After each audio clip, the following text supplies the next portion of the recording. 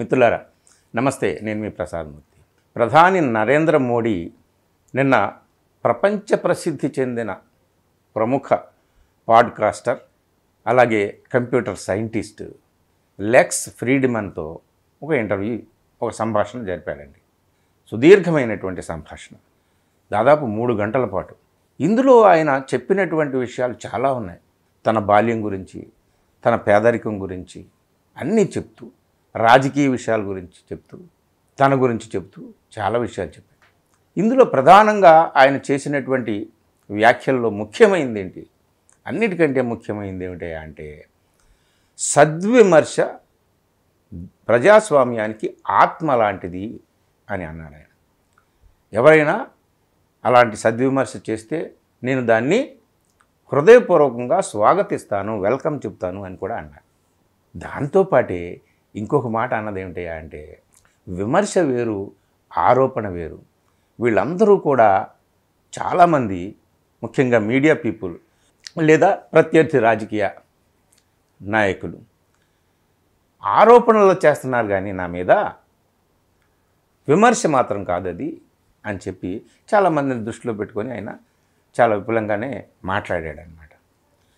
ప్రజాస్వామ్యానికి విమర్శ అనేది ఆత్మ అన్నాను. నిజంగా మరి ప్రధాని నరేంద్ర మోడీ కానీ, అమిత్ షా గారు కానీ, ఎవరైనా బీజేపీ నాయకులు ఎవరైనా విమర్శను విమర్శగా తీసుకుంటున్నారా, దాన్ని ఆరోపణగా తీసుకుంటున్నారా? ఇది కదా చాలా విషయాల్లో ఆయన ఆరోపణ అని అన్నారు. గుజరాత్ అల్లర్ల గురించి చాలా ప్రముఖంగా ఆయన ప్రస్తావించాడు అన్నమాట. 2002లో గుజరాత్ అల్లర్లు జరిగాయి. నేను ముఖ్యమంత్రిగా పదవిలోకి వచ్చిన కొద్ది నెలల్లోనే గోధ్రా రైలు యాక్సిడెంట్ అనేటటువంటి జరిగింది. తర్వాత ఈ అల్లర్లు జరిగాయి. దాంట్లో నా మీద చాలామంది ఎలాంటి ఆరోపణలు చేశారు, ఏ విధమైనటువంటివి చేశారో మీకు అందరికీ తెలుసు. కోర్టుల పుణ్యం అని నేను బయటపడ్డాను. లేకపోతే ఈ దేశంలో ఇప్పుడు అల్లర్లే జరగలేదా అని చెప్పి అంతకుముందు చాలా కాందహార్ విమానం హైజాక్ కానీ, అట్లా పార్లమెంట్ మీద దాడి, ఎర్రకోట మీద దాడి, అసలు గుజరాత్లోనే అంతకుముందు 1969లో చాలాసార్లు అల్లర్లు జరిగాయి కదా, ఇదేదో అప్పుడే జరిగినట్టు మాట్లాడుతున్నారు ఏమిటి అని చెప్పేసి ఆయన చాలా విపులంగా గుజరాత్ అల్లర్లకు సంబంధించినటువంటిది మాట్లాడాడు. మెయిన్గా ఆయన అంటే అందరూ ఆయన ముఖ్యమంత్రిగా ఉన్నప్పుడు ఆయన నేతృత్వంలో జరిగినటువంటి మారణకాండ అది అని చెప్పి చాలా విమర్శలు ఆయన ఎదుర్కొన్నాడు. అవన్నీ ఆరోపణలని అంటాడు. BBC లాంటి సంస్థ చేసినటువంటి డాక్యుమెంటరీ కూడా రిలీజ్ అయింది గుజరాత్ అల్లర్ల మీద. వేల మంది చనిపోయారు. అమాయకులైనటువంటి ముస్లిం సోదరులు చాలామంది చనిపోయారు. చాలామంది అత్యాచారాలకు గురయ్యారు.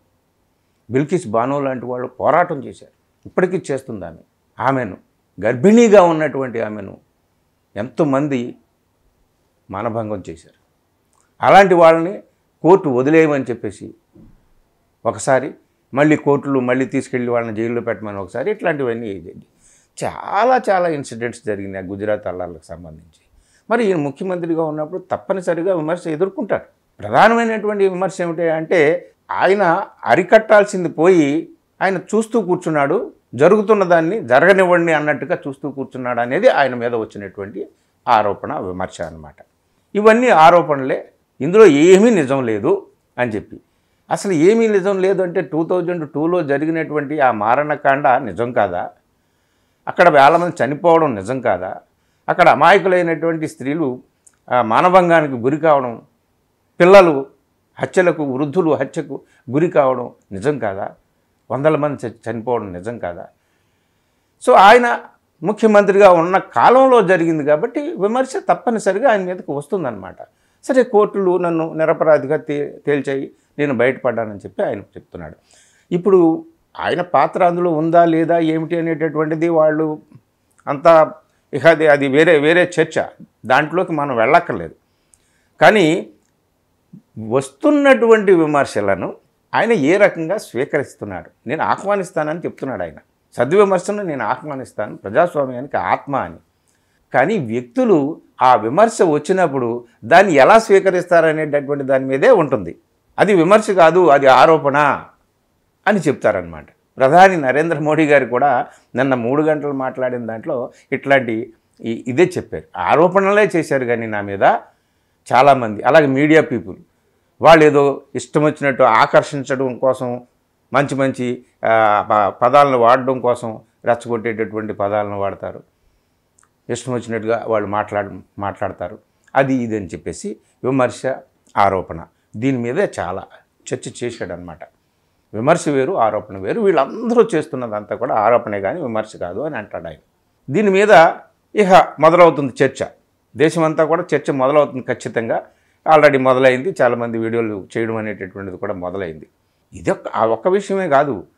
ఆయన చిన్నప్పుడు స్కూల్కి వెళ్తుంటే కాలికి చెప్పులు కూడా లేవు. కాలికి చెప్పులు లేకపోతే మా మేనమామ ఒక ఆయన 10 రూపాయలు 12 రూపాయలు పెట్టి క్యాన్వాస్ షూస్ కొనిచ్చారు.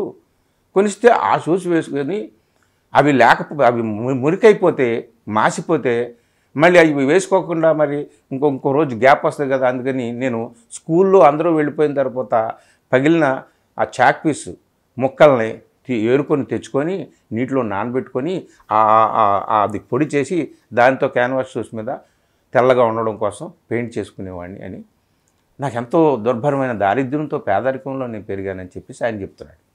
ఇదే ఇంటర్వ్యూలో మనకు ఒక ఇంటర్వ్యూ మీకు గుర్తు చేస్తారు. ధ్రువరాఠి చేశాడు చూడండి. నరేంద్ర మోడీ నిజంగా పేదరికంలో నుంచి వచ్చాడా అనేటటువంటి విషయం మీదే ధ్రువరాఠి ఆన్ నరేంద్ర మోడీ అని కొడితే వచ్చేస్తాయి వీడియోలు. ఇటీవల కొంతకాలం క్రితం అతను చేశాడు. ఈయన అప్పట్లో బూట్లు షూట్లు వేసుకొని విమానాల్లో తిరిగాడని చెప్పేసి ఆయన చేశాడు. సో ఇది బహుశా ఇవన్నీ కూడా దృష్టిలో పెట్టుకొని ఆయన నరేంద్ర మోడీ గారు ఈ మాట మాట్లాడి ఉండొచ్చు. తన బాల్యంలో జరిగినటువంటి ఆ ఘటన గురించి చెప్పి ఉండొచ్చు. సో అది ఎంతవరకు నిజం ఏమిటి అనేటటువంటిది ధ్రువరాఠి ఆయన వీడియోలతో సహా చూపించాడు. షూటు బూట్లు వేసుకొని తిరిగినటువంటి ఫోటోలు, వీడియోలు, ఇమేజెస్తో సహా అతను చూపించాడు ధ్రువరాఠి. అవన్నీ కూడా ఈయన అబద్ధము, అది కాదు అని చెప్పేసి ఇప్పుడు ఈయన చెప్తున్నారు. మనకి ఏది సత్యము ఏది అసత్యము అనేటటువంటిది మనకు తెలియదు. ప్రధాని హోదాలో ఆయన ఉన్నారు కాబట్టి ఆయన మాటలను మనం వింటాం, నమ్మితే నమ్ముతాం, లేకపోతే లేదు. చాలా విషయాలు మాట్లాడాడు. పాకిస్తాన్ గురించి మాట్లాడాడు, ట్రంప్ గురించి మాట్లాడాడు. ట్రంప్కి నాకు చాలా ఆత్మీయ సంబంధం ఉంది. కాకపోతే ఆ ఆత్మీయ మైత్రి ఎట్లాంటిదంటే అది దేశం కోసం, ఆయన దేశం కోసం, నేను నా దేశం కోసం. మా స్నేహం అనేది మా దేశాల కోసం తప్ప, మా దేశాలకు సంబంధించినటువంటి స్నేహమే తప్ప ఇది పర్సనల్ ఫ్రెండ్షిప్ అనేటటువంటిది కాదు అని చెప్పేసి ఆ విషయం కూడా చాలా చెప్పాడు. ఏది ఏమైనా మిత్రులారా, విమర్శ ఆరోపణ మీద మన ప్రధాని నరేంద్ర మోడీ గారు ఇచ్చిన కొత్త నిర్వచనం మాత్రం అది తమ దాకా వస్తే అది విమర్శ కాదు ఆరోపణ అవుతుంది, లేదా తాము ఎదుటి వాళ్ళ మీద చేస్తే అది విమర్శ అవుతుంది అన్నట్టుగా ఆ అర్థం వచ్చేటట్టుగా మాట్లాడారా అని మనకు అనిపిస్తుంది అన్నమాట. ముఖ్యంగా ఆయన గుజరాత్ గురించి చెప్పినటువంటి వ్యవహారమే చాలామంది దాని మీదే కేంద్రీకరించి బహుశా వీడియోలు చేయొచ్చు, చర్చలు జరగవచ్చు, చర్చోపచర్చలు జరగవచ్చు, చాలా జరగవచ్చు, దేశమంతా వైరల్ అవ్వచ్చు. చూద్దాం దీని మీద ఇంక ఏ విధమైనటువంటి ప్రతిస్పందనలు వస్తాయో, ఎలాంటి రెస్పాన్స్ వస్తుందో మనం చూద్దాం. కానీ ఏదేమైనా మనసు విప్పి చాలా విషయాలు మోడీ గారు మాట్లాడారండి. తన గురించి, తన బాల్యం గురించి, జీవితం గురించి, నేపథ్యం గురించి, ఆర్ఎస్ఎస్ గురించి. ఆర్ఎస్ఎస్ లాంటి గొప్ప సంస్థ ప్రపంచంలోనే లేదు అని చెప్పాడు ఆయన ఇదే ఇంటర్వ్యూలో. ఆర్ఎస్ఎస్ఏ తనని ఇంతటి వాడిని చేసింది, దేశభక్తిని నింపింది తనలో అని చెప్పి ఆర్ఎస్ఎస్ గురించి చాలా ఘనమైనటువంటి భాషలో ఆయన కీర్తించాడు. అంతటి గొప్ప సంస్థే లేదని చెప్పేసి అంటాడు. కానీ ప్రత్యర్థులు ఆర్ఎస్ఎస్ని రోజు విమర్శిస్తూ ఉంటారు. అది జాతీయవాదం, ఆర్ఎస్ఎస్ చెప్పేటటువంటి జాతీయవాదం వేరు, ఆర్ఎస్ఎస్ చెప్పేటటువంటి ఇది వేరు, కేవలం ఒకే మతం, ఒకే పార్టీ, ఇట్లాంటివి ఉండాలని చెప్పి ఒకే మతం, హిందూ మతం ఉండాలి, మిగిలిన మతాలన్నీ కూడా మైనారిటీ మతాలు, వాళ్ళకి ఏ మాత్రం ప్రాధాన్యత లేదు అన్నట్టుగా ఆర్ఎస్ఎస్ వాదిస్తుంది. ఆర్ఎస్ఎస్ ఆర్కిటెక్ట్స్ ఎవరు, ఆర్ఎస్ఎస్ ప్రముఖులు ఎవరో వాళ్ళందరి గురించి మనందరికీ తెలుసు. సావర్కర్ కానీ గోల్వాల్కర్ కానీ వీళ్ళందరికీ ఏం చెప్పారు ఏమిటి అనేటటువంటిది, ఈ దేశాన్ని వాళ్ళు ఏ విధంగా నడిపించాలనుకుంటున్నారు అనేటటువంటిది కూడా అందరికీ తెలుసు. కానీ అలాంటి ఆర్ఎస్ఎస్ విమర్శలు, ఇది లౌకికమైన దేశం అని చెప్పి నమ్మేటటువంటి వాళ్ళు ఆర్ఎస్ఎస్ని విమర్శిస్తారు. ఇది హిందూ దేశం, హిందూ ప్రధాన దేశం, ఇది హిందువుల దేశం అని చెప్పి వాదించేటటువంటిది ఆర్ఎస్ఎస్. అలాంటి ఆర్ఎస్ఎస్ అంత గొప్ప సంస్థ ఈ ప్రపంచంలో లేదని మన ప్రధాని నరేంద్ర మోడీ చెప్పారు. సో ఇలాంటివి చాలా వివాదాస్పదమైనటువంటి విషయాలు చాలా ఆయన నిన్న మాట్లాడిన ఆ సంభాషణలో ఉన్నాయి. వీటి మీద కూడా చాలా విమర్శలు వస్తాయేమో, చూద్దాం ఎట్లాంటి విమర్శలు వస్తాయో ఏమిటో అనేటటువంటిది. మిత్రులారా, థ్యాంక్ యూ.